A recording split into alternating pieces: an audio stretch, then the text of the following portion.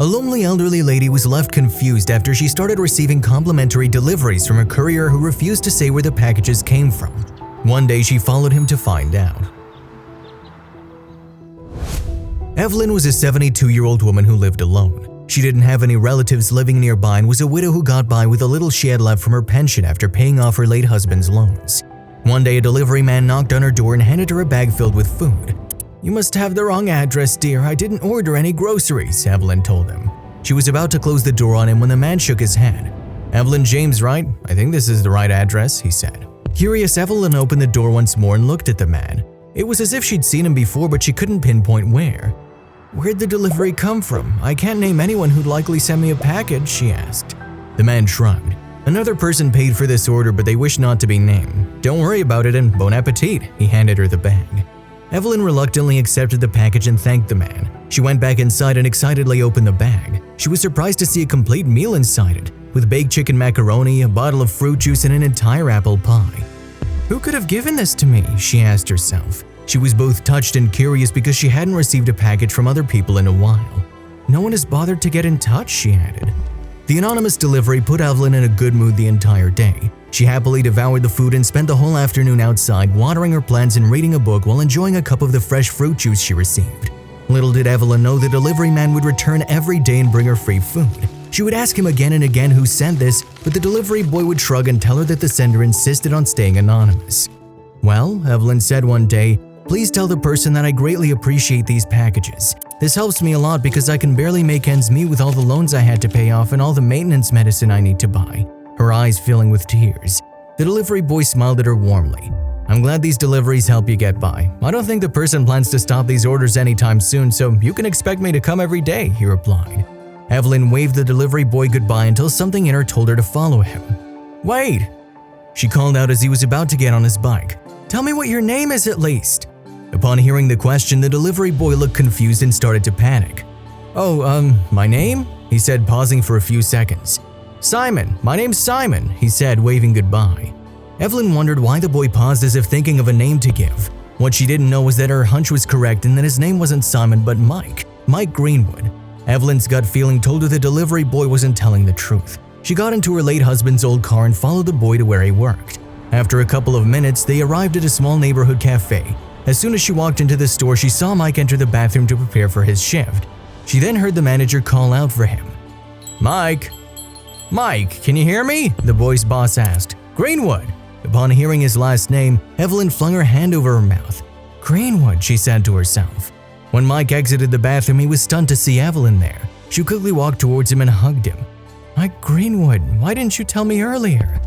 The delivery boy turned out to be the grandson of her former best friend Elsa. They'd been friends since they were teenagers and stayed that way for decades until something ruined their friendship. "I'm sorry, Grandma Evelyn," Mike apologized. "I was afraid to tell you the truth because I thought you hated Grandma Elsa after what happened to the two of you years back," he explained.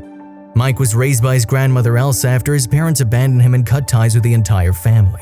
Elsa worked hard to give Mike everything she needed and was used to ask Evelyn to look after him while she was at work.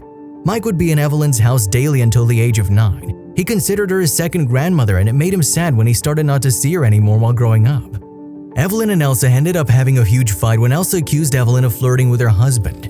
"Why would I do that to you? You're my best friend," Evelyn told her that day when they had the confrontation.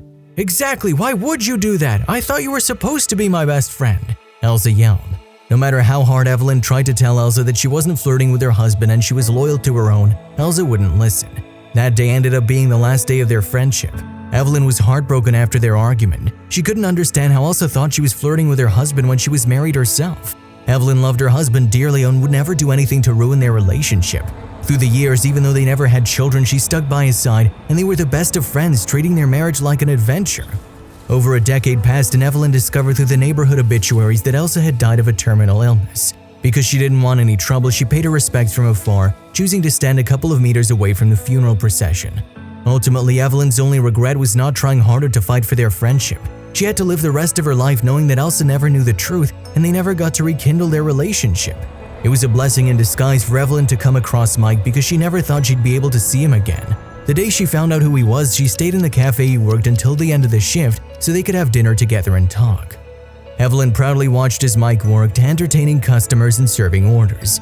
She still couldn't believe the little boy she once helped raise was a responsible, hardworking young man. While watching him, the manager approached Evelyn and sat in front of her, handing Evelyn a slice of cake and a hot cup of coffee. "You must be so proud of him," she said. "He's one of our best employees. We're so lucky that he chose to work with us while completing his studies," she revealed. "I'm so proud of him," Evelyn nodded. "He's turned out to be such a lovely boy." The manager asked Evelyn to stay until the end of Mike's shift so they could have dinner together. "It's on the house, don't worry. It's the least we can do for one of our favorite employees." At the end of the night, the manager served them a hearty meal. They were served the cafe's top dishes, which they enjoyed while they spoke. "How'd you find where I lived?" Evelyn asked Mike. "I never got to tell Elsa where I moved," she said. "One day I was making a delivery for your neighbor and I recognized you as you entered your home. I think you just finished watering your plants then. I hadn't seen you in over a decade and realized how much I missed you," he admitted. "I assumed you were still angry, so I decided to secretly take care of you by pretending to be a random delivery boy. I'm still shocked you found out who I really am," Mike laughed. "I was afraid you'd stop accepting my help if you found out." Evelyn was in tears. "I could never be angry at you or your grandma Elsa. I miss her a lot and there's not a day I don't wish that our friendship never ended." Mike nodded and apologized on behalf of his late grandmother. "Grandma Elsa always had a temper," he smiled warmly. "I'm sorry that she let her pride get in the way of your friendship. It didn't have to end that way, but now it's too late for her to make things right." Evelyn nodded. "It's all right, sweetheart. I'd forgiven Elsa a long time ago. I hope she's smiling from heaven seeing the two of us together again." Since that day, Mike had openly cared for Evelyn.